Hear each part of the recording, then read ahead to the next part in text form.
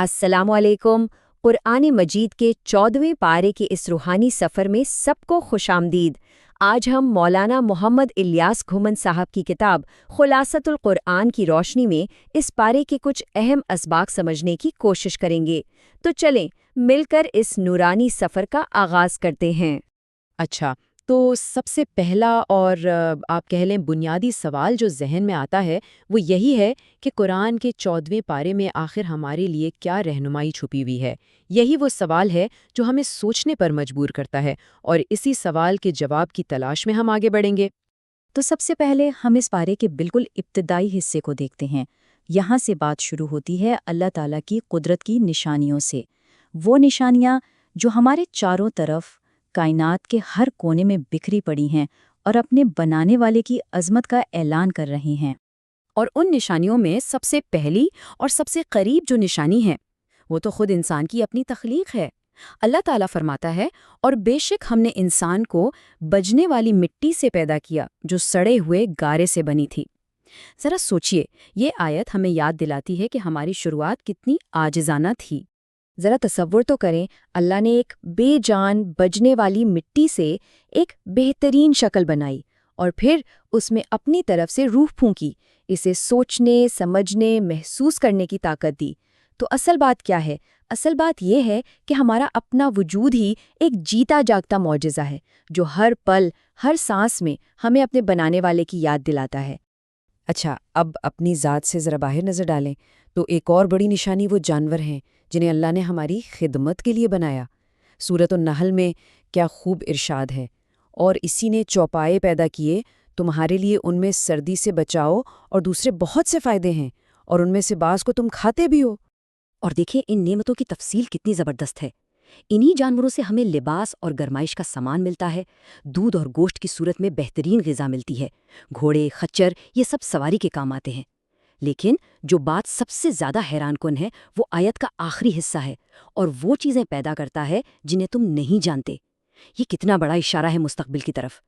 आज की ये जो जदीद गाड़ियाँ हैं, ट्रेनें, हवाई जहाज़, ये सब इसी कुरानी पेशिनगोई की एक जीती जागती मिसाल हैं। चलें अब खुश्की से समुंदर की तरफ चलते हैं। ये समुंदर अपनी वुसअत और गहराई के साथ अल्लाह की नेमतों का एक ऐसा खजाना है जो कभी ख़त्म नहीं होता। कुरान में इरशाद होता है, और वही है जिसने समुंदर को तुम्हारे काबू में कर दिया ताकि तुम इसमें से ताज़ा गोश्त खाओ और इससे जीनत की चीज़ें निकालो जिन्हें तुम पहनते हो। यानी समंदर हमें मछली की शक्ल में ताज़ा और लजीज खाना देता है। उसकी गहराइयों से मोती और मोंगे जैसे कीमती जेवरात मिलते हैं, और यही समंदर है जिस पर बड़े बड़े जहाज़ चलते हैं जो दुनिया भर की तिजारत और सफ़र का सबसे बड़ा जरिया है। और ये सब कैसे मुमकिन है? सिर्फ और सिर्फ अल्लाह के हुक्म से, उसके बनाए हुए निज़ाम से। अच्छा, तो कायनात की इन निशानियों पर गौर करने के बाद ये पारा हमारी तवज्जो दिलाता है सबसे बड़ी निशानी की तरफ, हिदायत के सबसे बड़े ज़रिए की तरफ, यानी खुद कुरान मजीद की तरफ। ये वो किताब है जो हमारी ज़िंदगी के सफ़र के लिए एक डिवाइन मैप की तरह है। और इस किताब की जो सबसे ख़ास, सबसे मुनफरिद बात है ना, वो है इसकी हिफाजत का वादा। अल्लाह ताला ने खुद इसकी जिम्मेदारी ली है और फरमाया, बेशक हमने ही इस ज़िक्र कुरान को नाजिल किया है और हम ही इसकी हिफाजत करने वाले हैं। अब ये कोई मामूली बात नहीं है, ये एक ऐसी खुदाई गारंटी है जो दुनिया की किसी और किताब को हासिल नहीं है।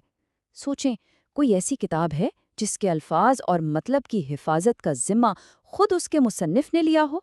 नहीं, बिल्कुल नहीं। और यही वजह है कि कुरान क़यामत तक हर तरह की तब्दीली से महफूज है, हिदायत का सबसे खालिस, सबसे मुस्तनद ज़रिया। और बात यहीं ख़त्म नहीं होती। इसी पारे में कुरान की वो आयत भी है जिसे कुरान की जामे तरीन आयत कहा जाता है।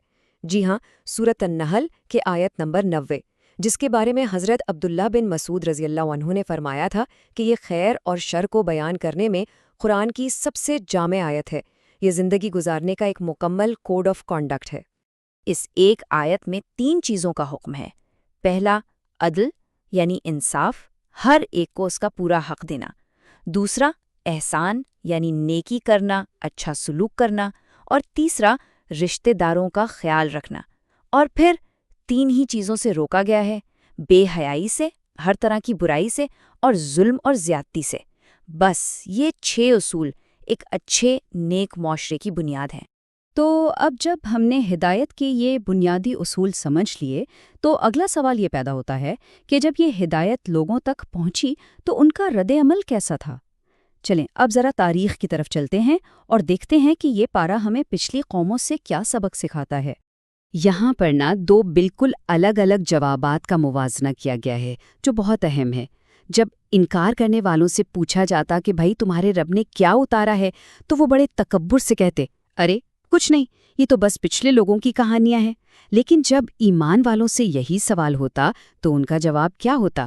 وہ پورے یقین سے کہتے بہترین کلام نازل کیا ہے۔ بس یہی رویے کا فرق ہے جو ہدایت اور گمراہی کے راستے الگ الگ کر دیتا ہے۔ تو ظاہر ہے جنہوں نے ہدایت کا راستہ چنا، جنہوں نے نیکی کو اپنایا، ان کے لیے مایوسی تو ہو ہی نہیں سکتی ہے، ان کے لیے تو خوشخبری ہے۔ یہ پارہ ہمیں بتاتا ہے کہ ایمان والوں کو ان کے صبر اور تقوی کا کیا زبردست انعام ملنے والا ہے۔ اللہ تعالیٰ پرہیزگار لوگوں سے وعدہ کرتا ہے، اور کیا خوبصورت وعدہ ہے۔ بے شک پرہیزگار لوگ باغوں اور چشموں میں ہوں گے۔ یہ آیت ہر اس شخص کے لیے امید اور ہمت کا پیغام ہے جو اللہ کی خاطر دنیا کی مشکلوں پر صبر کرتا ہے۔ اور جنت کا وعدہ صرف خوبصورت باغوں اور چشموں کا ہی نہیں ہے، بلکہ یہ ایک ایسی جگہ کا وعدہ ہے جہاں مکمل امن ہوگا، مکمل سلامتی ہوگی۔ سب سے بڑھ کر یہ کہ وہاں دل ہر طرح کے بغض، کینے اور حسد سے بالکل پاک صاف ہوں گے۔ لوگ بھائیوں کی طرح آمنے سامنے بیٹھیں گے۔ یہی تو ہے ان کے صبر اور تقوی کا سب سے بہترین اور ہمیشہ رہنے والا انعام۔ تو چلیں اپنے اس سفر کے اختتام پر آتے ہیں۔ اب وقت ہے کہ ہم ان تمام اہم اسباق کو ایک جگہ جمع کریں اور ذرا سوچیں کہ اس پارے کی حکمت سے ہم کیا کچھ سیکھ کر اپنے ساتھ لے جا سکتے ہیں۔ اور آخر میں ایک سوال میں سب کے لیے چھوڑے جا رہا ہوں جس پر ہم سب کو سوچنا ہے۔ ہم اپنی روزمرہ کی زندگی میں اللہ کی نعمتوں کا شکر کیسے ادا کر سکتے ہیں اور قرآن کی ہدایت کے ان اسباق پر عمل کیسے کر سکتے ہیں؟ اصل میں اس سوال پر سوچنا ہی اس ساری گفتگو کا اصل مقصد ہے۔ یاد رہے کہ یہ سارا خلاصہ مولانا محمد الیاس گمن صاحب کی کتاب خلاصۃ القرآن سے تیار کیا گیا ہے، اور اگر اس طرح کا مزید علم حاصل کرنا ہو تو پلے اسٹور اور ایپ اسٹور پر امت 360 ایپ کو ضرور سرچ کیجیے گا۔ امت 360 آپ کے ایمان کا ساتھی۔ اللہ حافظ۔